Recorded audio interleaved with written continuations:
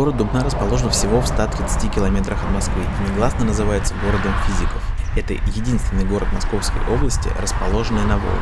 Здесь живет около 75 тысяч человек, что для такого небольшого по площади города очень много. Кстати говоря, именем Дубны назван 105-й элемент таблицы Менделеева – Дубний. Как много вы знаете городов, удостоившихся такой чести?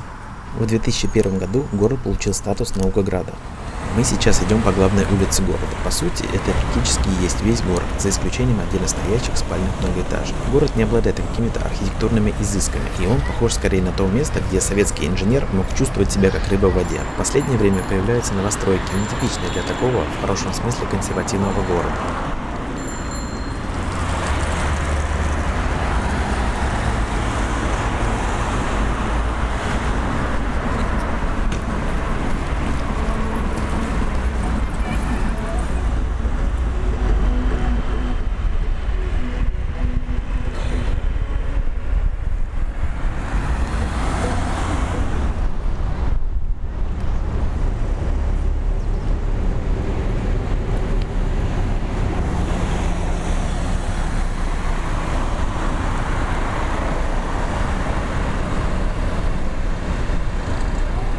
Данный перекресток с круговым движением является практически географической серединой города. Отсюда выходит мост через Волгу, который открыли в конце 2018 года.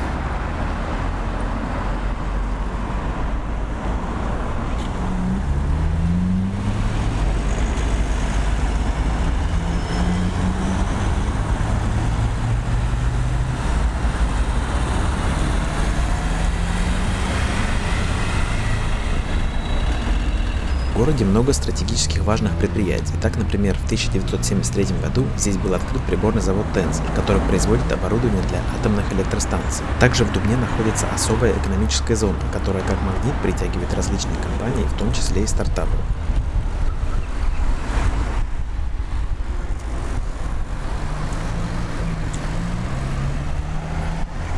Если вы пройдете по этой улице чуть дальше, за этим многоэтажком, то выйдете на улицу Лесную, которая совершенно отличается от основной части города. Здесь расположены так называемые коттеджи академиков. Между прочим, здесь снимались многие сцены сериала «Бригада». Та самая дача Царевых находилась именно здесь. Наверное, это одно из самых моих любимых мест в Дубне.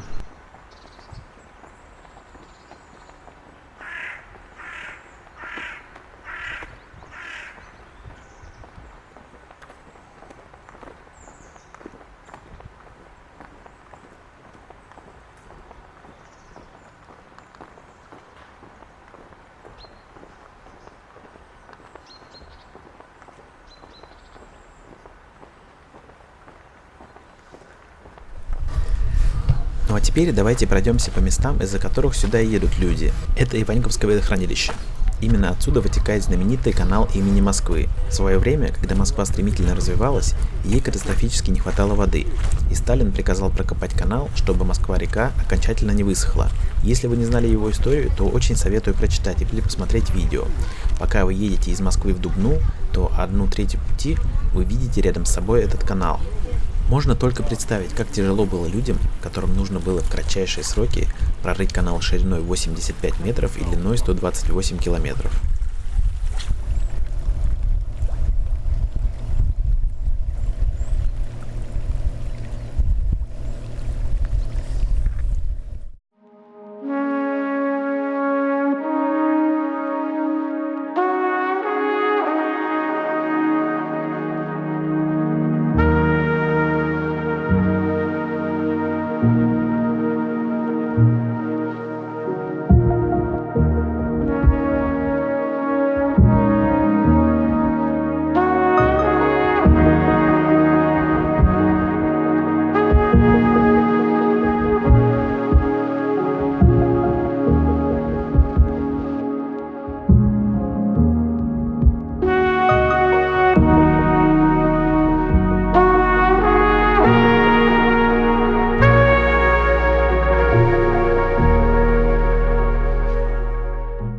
Рядом с Иваньковской ГЭС, до которой мы скоро доберемся, есть большой памятник Ленину.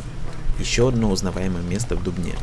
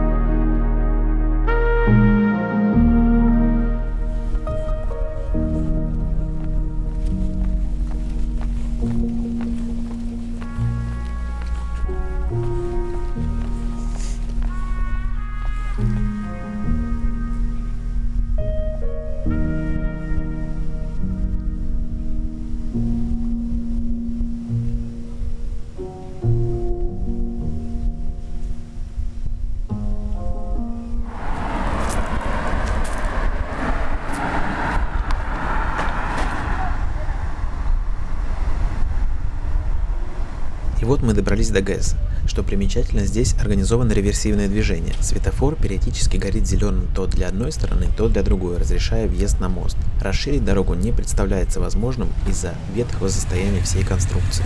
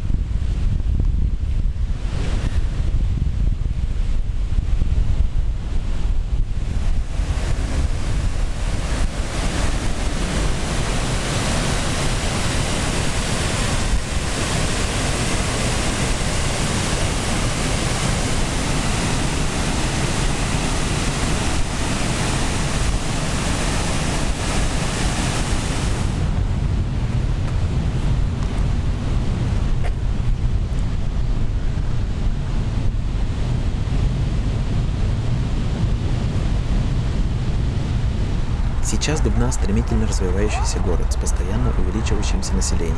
По своим ощущениям я могу сказать, что из всех городов, где я был, только в Дубне я почувствовал в воздухе какой-то особый характер города. Ну представьте, все города как города с обычным населением, а здесь государство собрало всю интеллектуальную элиту, всех ученых, академиков и просто инженеров и поселило их в один город. Было бы здорово, если бы им разрешили здесь заниматься самоуправлением. Может быть, мир бы и увидел технократию во всей красе. А сейчас мы поднялись на новый мост через Волгу, который открылся буквально полгода назад.